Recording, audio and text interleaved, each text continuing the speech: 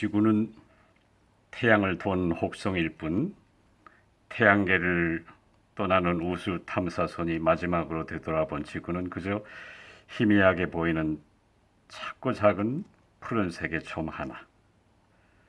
우주에는 태양계 같은 것이 수없이 모여있는 은하가 있고 또 은하가 또 셀 수 없이 많고 또 우주의 가장자리는 말할 수 없는 속도로 팽창하고 있다. 그래서 우주 다른 한 구석의 시간이 지금 우리가 느끼는 시간과 다르고 무게도 넓이도 닮아서 우리들의 천년이 어디선가는 하루일지도 모르고 우리들의 1억이 어디선가는 한없이 제로에 가까울 수도 있다. 아무리 책을 싫어해도 이 정도는 누구나 알고 있는 세상이 됐습니다. 그리고 우리는 하마터면 이렇게 생각할 수도 있죠. 희미하게만 보이는 조그만 별에서 그 속에서 또 점 하나에 지나지 않는 나다. 내가 아무리 발버둥쳐를 쳐도 조그만 점 같은 존재에서는 변함이 없고 점점 더 무의미한 존재가 돼가는구나. 저 가랑잎 하나와 다른 데가 하나도 없어. 있어도 좋고 없어도 좋은 존재야. 죽어도 슬퍼해줄 사람이 있을까? 내가 없어진다고 해도 누군가 와서 그 자리를 채우면 그만이야. 관계란 뭘까? 왜 속박하려 들지? 왜 나를 슬프게 하지? 왜 이용만 하려 들지? 이대로 무시만 당해도 좋은 나일까? 좀 안고 싶다. 내가 너무 무거워.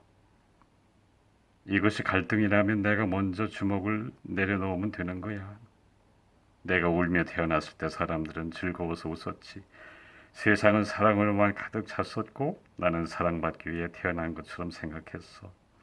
그런데 나는 점점 자가만 같고 희망도 존엄도 이 먼지 한 개처럼 나이도 모르는 희미하고 작은 이 지구 속에 갇혀 있어. 언제까지 살면 되나? 어디로 가면 되지? 그래, 그곳이야. 나는 원래 부글부글 끓는 해저의 무기물 덩어리였어. 운 좋게 유기물 덩어리가 됐고 생명체가 됐고 벌레로 기어다니다가 사람이 됐어. 그렇게 배웠다. 그곳으로 돌아가는 거야. 결국 나는 바다 밑에 진흙이니까. 라고 우리 가치를 아주 낮게 정해버릴 수도 있지요. 일주일 전에 어느 젊고 유명한 타렌트의 죽음이 혜성처럼 일본을 가로질러 갔죠. 1960, 70년대를 풍미했던 엘비스 프레슬리의 죽음은 아니더라도 그 사람은 동경의 대야성이었습니다. 한 줌의 총아 중에 하나였죠.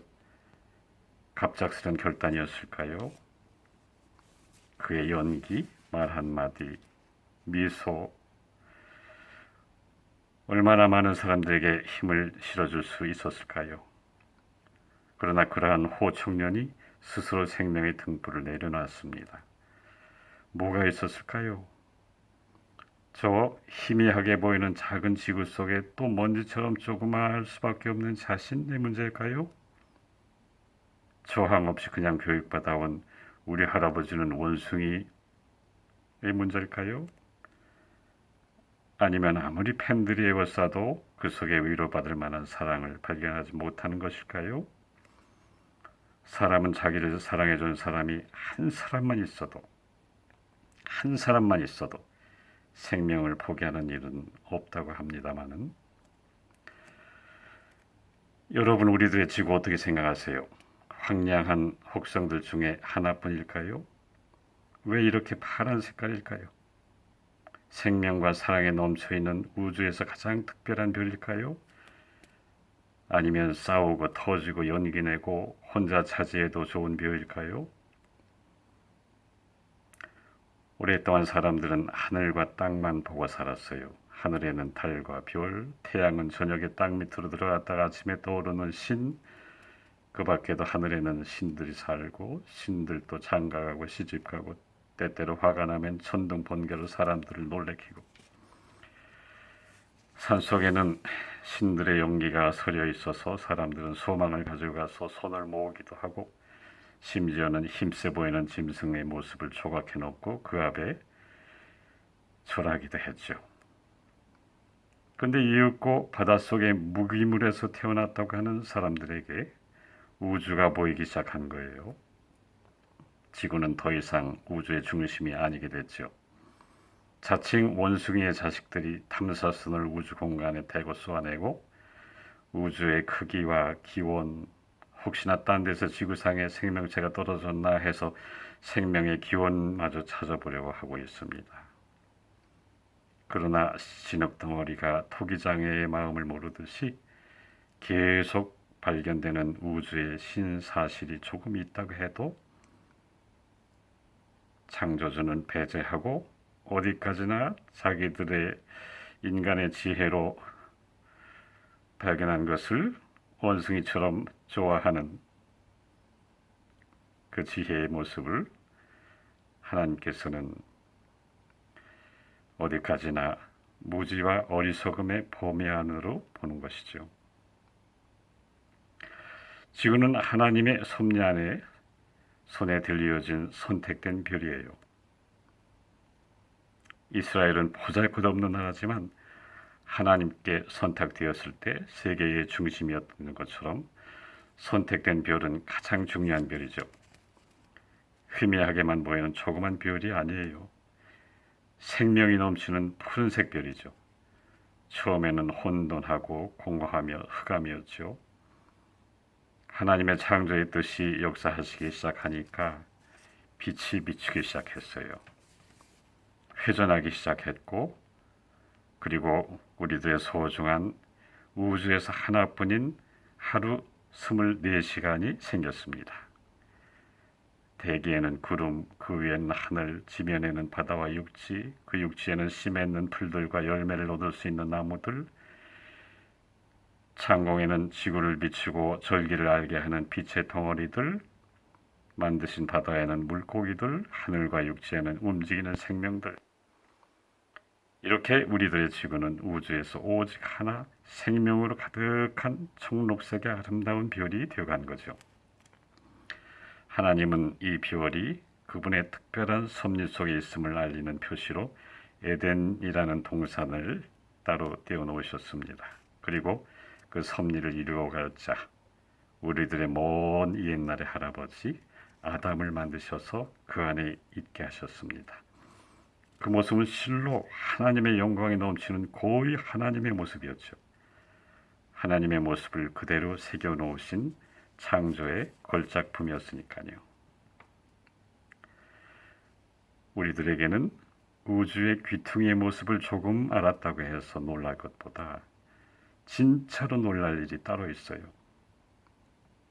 전도서 1장 90절의 말씀에 이미 있던 것이 후에 다시 있겠고 이미 한 일을 후에 다시 할지라. 해 아래 새 것이 없나니 무엇을 가리켜 이르기를 보라 이것이 새 것이라 할 것이 있느냐. 우리 오래전 세대에도 이미 있었느니라 라고 말씀하세요. 하나님을 아버지라고 부르는 우리들에게는 세상이 새롭다 하는 발견은 과연 그렇구나 감사합니다 라고 할 일이지 놀랄 일이 아니에요. 우리 아버지의 역사하심과 계획의 일부를 조금 보았을 뿐이죠. 다니엘서 12장 4절에도 마지막 때에는 사람들이 무엇인가를 알아내려고 허둥지둥 뛰어다닐 것이라고 말씀하세요. 마치 지구를 탈출할 별이라도 찾는 듯이 말이에요.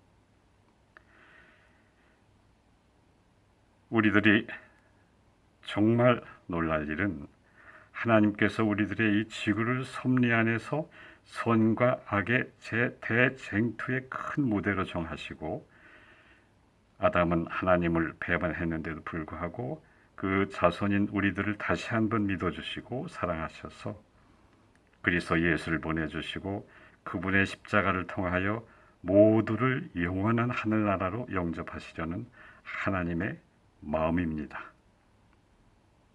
이 섭리의 날이 끝나면 우리들의 푸른 지구는 끝이 나요. 다른 하늘의 별들도 모양을 일시오. 그때 죽어서 진흙이 되어 있는 사람들은 그냥 그대로일까요? 희망을 가지고 다시 일어나는 일은 없을까요? 새로 태어난 세상을 우리들은 모두 볼 수 있고 그곳에 살 수 있을까요? 모두 그렇게 되었으면 얼마나 좋을까요? 여러분, 모두 희망을 가져보세요. 최후의 한순간까지 포기하지 마세요. 나는 가랑잎과 똑같을까요? 똑같다고요? 그렇게 말씀하지 마세요. 예수님께서 슬퍼하시는 말입니다. 바닷밑 진흙이 우리의 고향이라고요? 그 생각 속엔 존엄도 희망도 없어요. 진흙으로 돌아오고 끝나려면 뭐하러 고난을 견디고 착한 일을 하셨습니까? 우리들의 생명의 처음과 끝, 우주의 처음과 끝이 모두 우리들을 이처럼 사랑하시는 아버지 하나님의 섭리 안에 있어요. 이것을 아는 것이 지식이고 알려고 마음의 문을 여는 것이 지혜지요. 여러분의 인생 마지막 순간이라도 좋아요.